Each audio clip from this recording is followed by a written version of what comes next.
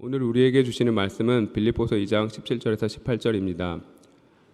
그리고 여러분의 믿음의 제사와 예배에 나의 피를 붓는 일이 있을지라도 나는 기뻐하고 여러분 모두와 함께 기뻐하겠습니다. 여러분도 이와 같이 기뻐하고 나와 함께 기뻐하십시오. 이것은 주님의 말씀입니다. 지난 주일 한화 예배 참석하신 분들은 설교 본문이 있었던 빌립보서 2장의 예수님의 찬송시를 들으셨습니다. 예수 그리스도의 생애에 대해 가장 정확하게 요약한 찬송시라고 했습니다. 그는 하나님의 모습을 지니셨으나 하나님과 동등함을 당연하게 생각하지 않으시고 오히려 자기를 비워서 종의 모습을 취하시고 사람과 같이 되셨습니다. 그는 사람의 모양으로 나타나셔서 자기를 낮추시고 죽기까지 순종하셨으니 곧 십자가에 죽기까지 하셨습니다. 예수님께서는 가장 높은 곳에서 가장 낮은 곳으로 내려오셔서 당신의 전부를 내어주셨습니다. 하나님의 자리에 누리고 계시지 않으시고 자신의 모든 특권을 비우셔서 인류를 위해 당신의 모든 것을 내어주셨습니다. 이 시를 읽을 때마다 예수님의 이 권리 포기와 희생적인 사랑에 매료되고 감동을 받습니다. 당신의 생명을 내어주심으로 우리에게 생명을 주신다는 이 예수님이 너무나 멋집니다. 다른 종교에서는 뭘 믿는지 제가 다 알지 못하지만 제가 이런 분을 믿고 있다는 사실에 참 감사하면서 자부심을 느낍니다. 지난주일 설교 중 마지막 부분에 김영봉 담임 목사님의 개인적인 고백도 참 감동적이고 인상적이었습니다. 전혀 기억이 나지 않는다는 표정이신 분들이 계셔서 기억하지 못하시는 분들 또 못 들으신 분들을 위해서 잠시 인용하겠습니다. 나는 죽으러 왔다. 이것이 제가 요즘에 자주 저 자신에게 하는 말입니다. 그리스도 예수의 마음으로 저에게 주어진 것을 누리려 하지 않고 비우고 낮아져서 다른 사람을 섬기기 위해 더욱 힘쓸 것입니다. 저를 필요로 하는 곳이면 어디든지 가서 저의 생명을 주기 위해 노력할 것입니다. 어려운 자리, 위험한 자리, 불편한 자리도 마다 않고 가서 저의 생명을 나누어 주기 위해 노력할 것입니다. 이번에 남아공에 가는 것도 그런 노력의 하나입니다. 목사님의 삶의 방향과 초점이 어디에 맞춰져 있는지를 알 수 있는 고백이었습니다. 예수 그리스도의 마음을 품고 예수님처럼 생명을 나누고 싶다고 하셨습니다.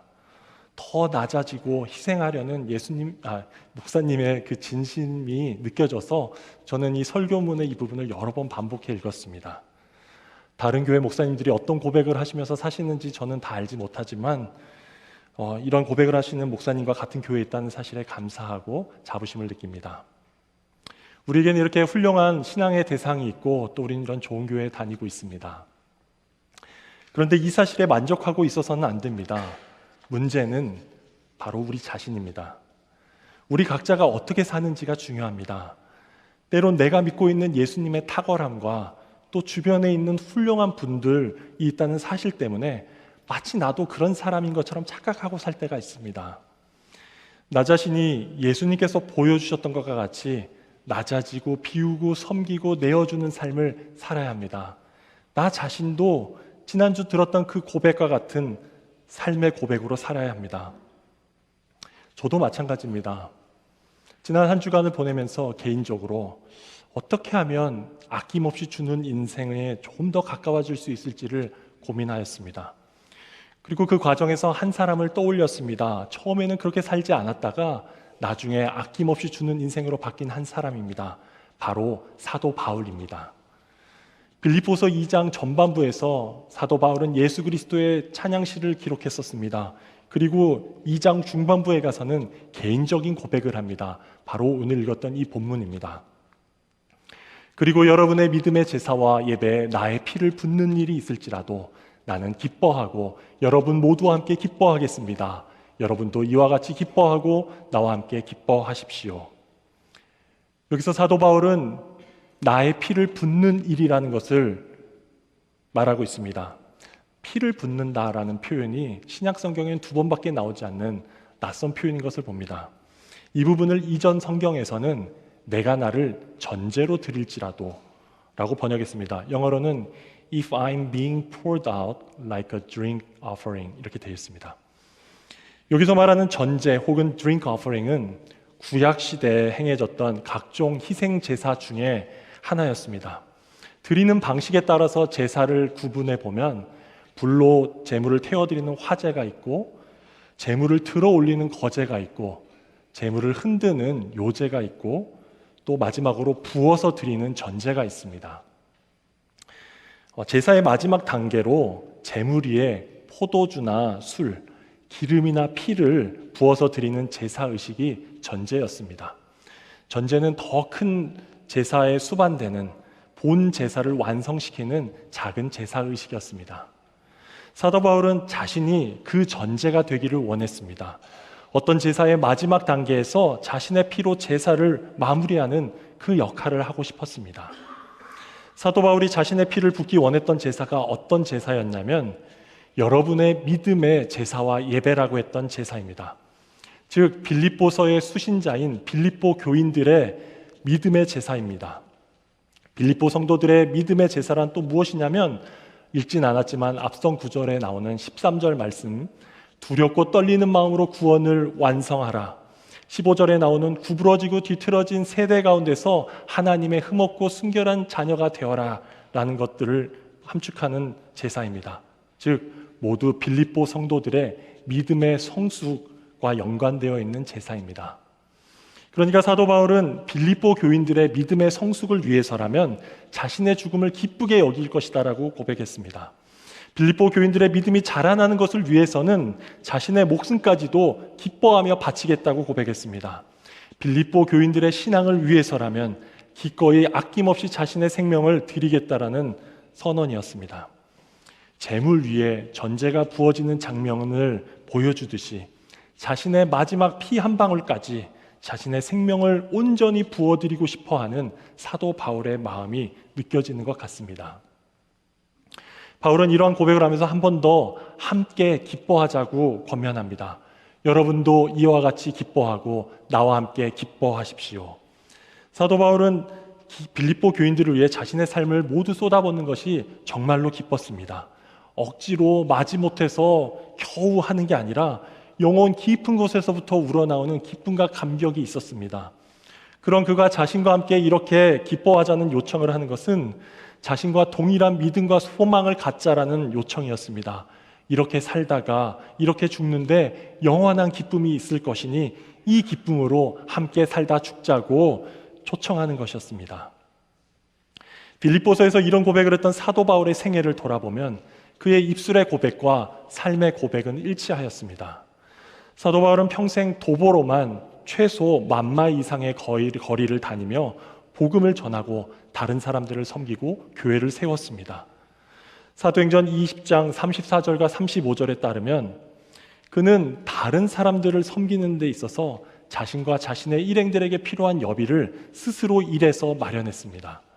나아가 주는 것이 받는 것보다 복되다라는 그 예수님의 말씀을 인용하면서 이렇게 힘써 일해서 약한 사람들을 도와주는 것이 마땅하다라고 고백했습니다.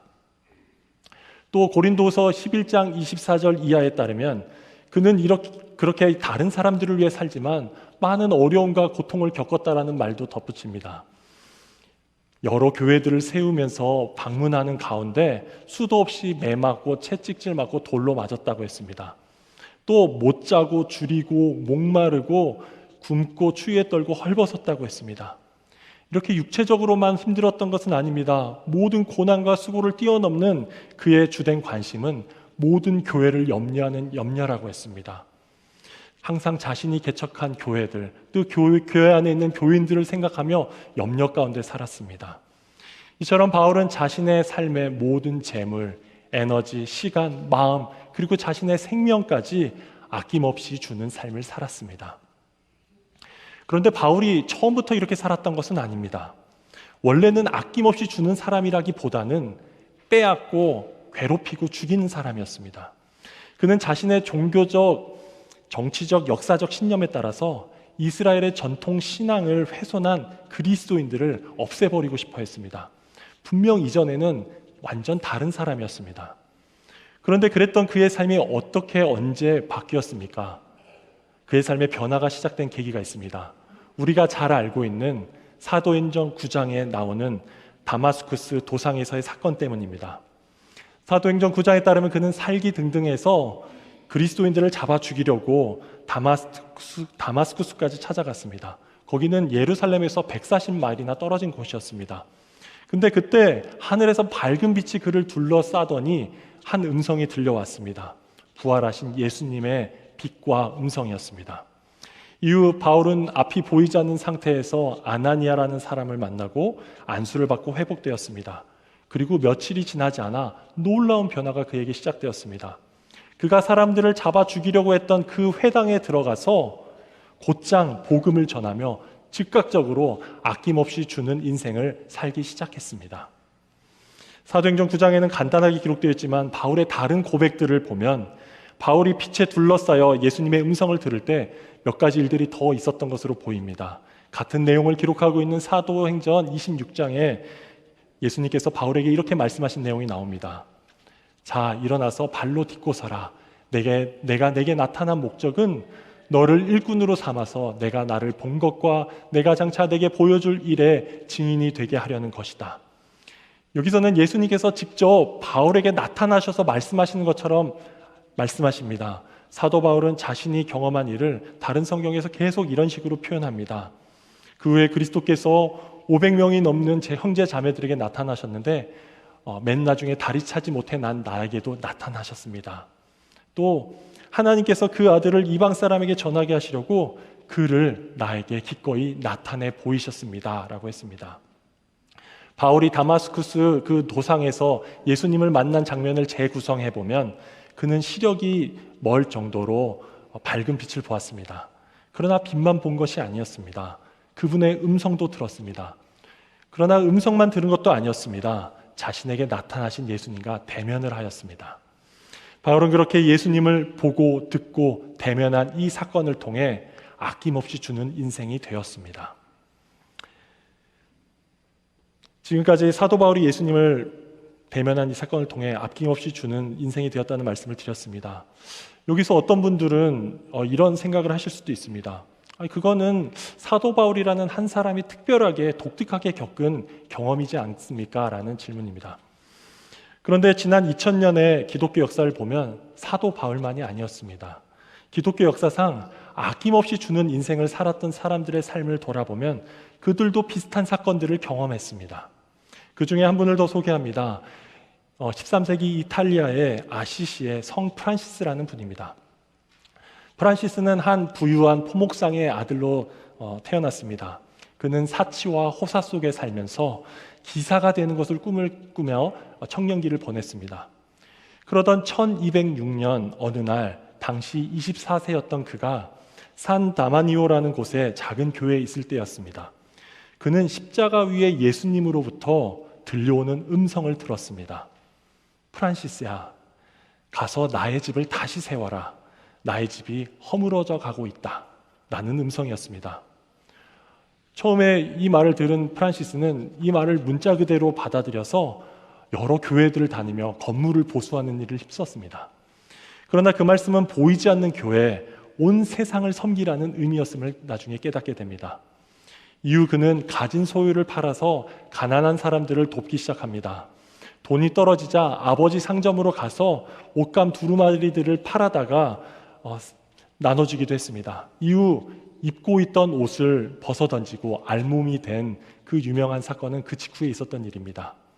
그렇게 그는 평생 가난한 사람들을 찾아가 그들과 함께 그들을 위해 살았습니다. 지금도 이탈리아의 아시시에 있는 성 프란시스 대성당에서 그의 유품을 볼 수 있다고 합니다. 그의 유일한 재산 목록이었던 겉옷, 망토 하나만 남겨두었습니다.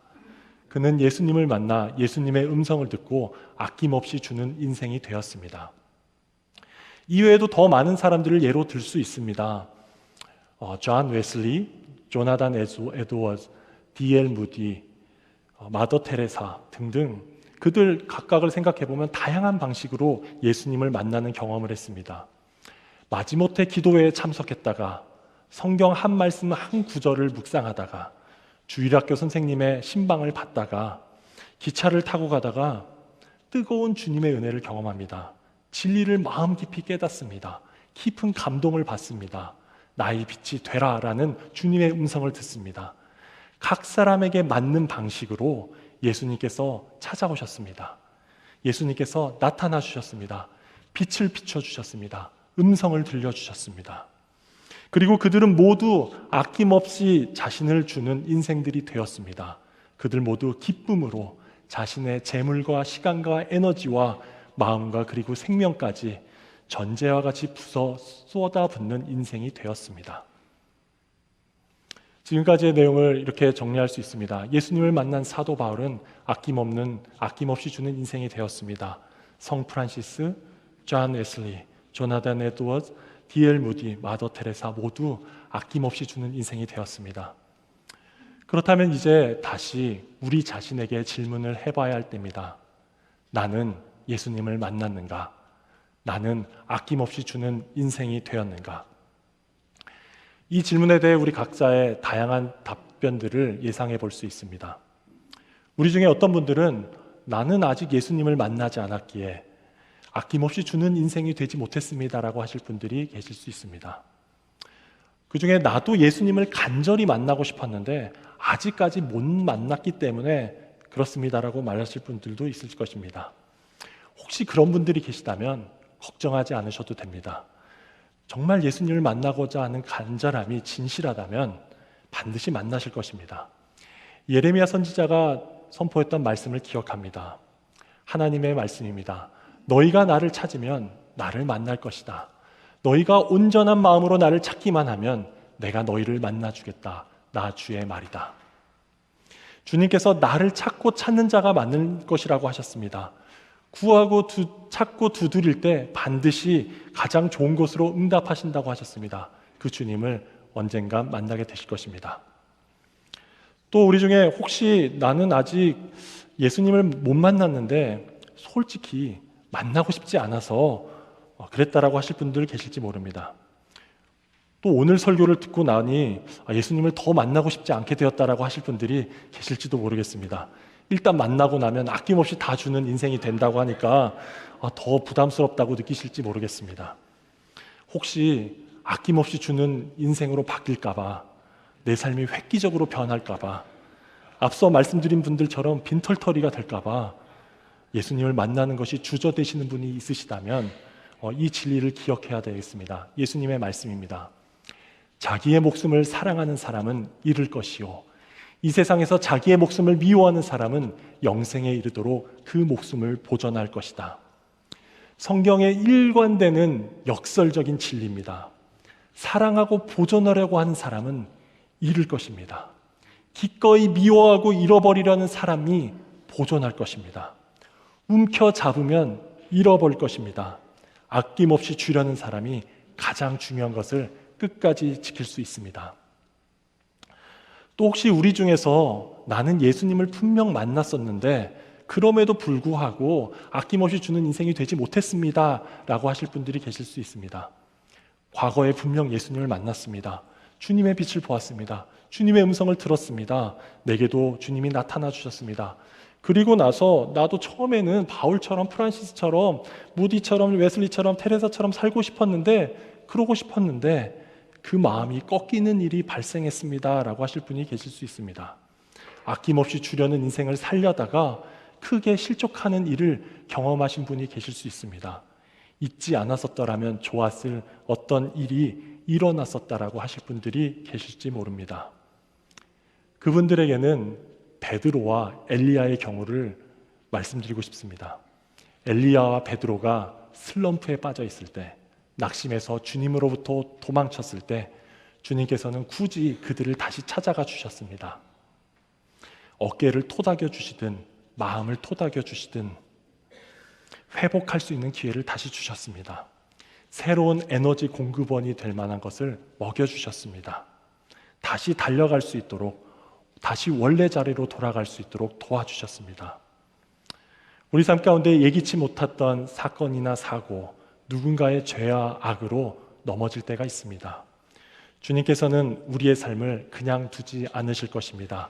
다양한 방법으로 엘리야와 베드로를 다시 일으키셨던 것처럼 우리 역시 다시 일으켜 주실 것입니다.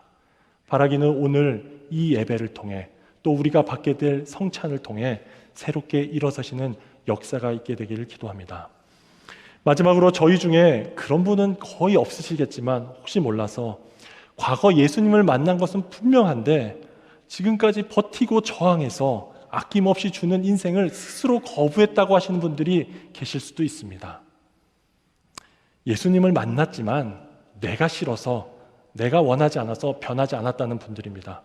가장 대단한 분들입니다. 예수님을 진짜 만났다면 자연스럽게 사도 바울도 변화시킬 만한 놀라운 일이 일어났어야만 했는데 아무 일도 일어나지 않았다는 건 정말 대단한 의지와 고집을 갖고 있는 것입니다. 혹시 있을지 모를 그분들을 위해 로마서 2장 말씀도 인용합니다.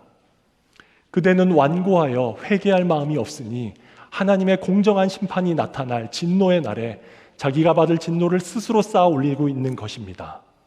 하나님께서는 각 사람에게 그가 한 대로 갚아주실 것입니다.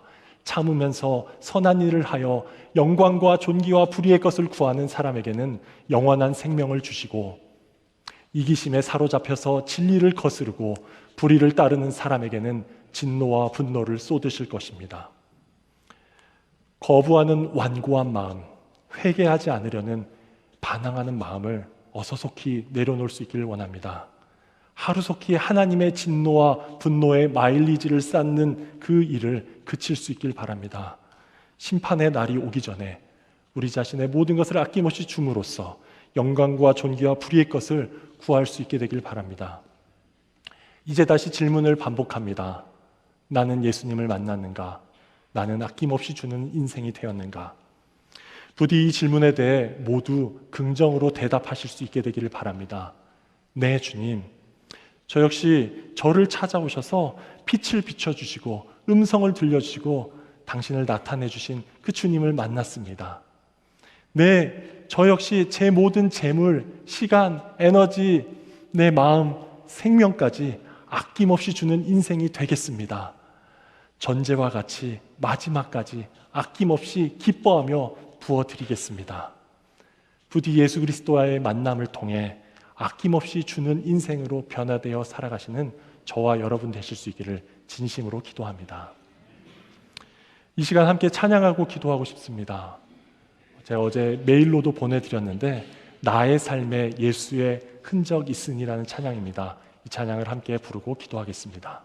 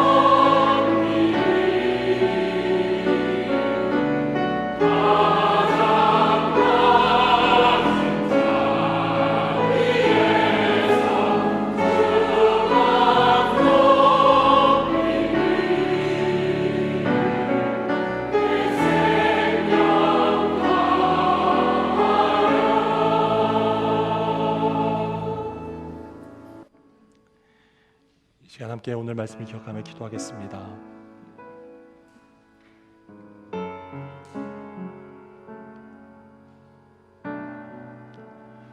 전혀 그런 삶을 살고 있지 않았던 바울을 찾아가셨던 예수님께서 오늘 여러분을 만나 주길 원하십니까? 진짜 예수님을 만나는 건 여전히 부담스럽고 무언가 손해일 것만 같으십니까? 또 예전에 만났긴 했는데 은혜를 입었는데 원치 않는 사건, 예기치 못한 일로 시험에 드셨습니까? 어떻게든 변화되지 않으려고 끝까지 버티고 거부하며 저항하고 계십니까? 이 시간 바울과 프란시스와 웨슬리와 에드워즈와 무디와 테레사를 찾아가셨던 그 주님께서 우리 각 사람과 만나길 원하십니다. 우리 각자의 수준과 상태에 맞게 빛을 비춰주시고 음성을 들려주시고 스스로를 나타내시기를 원하십니다. 이 시간 우리 함께 기도할 수 있기를 원합니다. 주님, 저도 정말 주님을 만나 뵙길 원합니다. 그동안 두렵고 부담스러워서 원하지 않았던 적도 있지만 제게도 나타내 주시옵소서. 주님, 다시 찾아와 주시옵소서. 다시 일어설 수 있도록 먹여주시고 힘을 주옵소서. 일으켜 세워주시옵소서. 제 완고한 마음을 꺾어주시고 주님께서 기뻐하시는 모습으로 살게 하옵소서. 주님을 만난 자로서 전제와 같이 아낌없이 기뻐하며 부어주는 인생이 되게 하옵소서. 이 시간 함께 기도하겠습니다.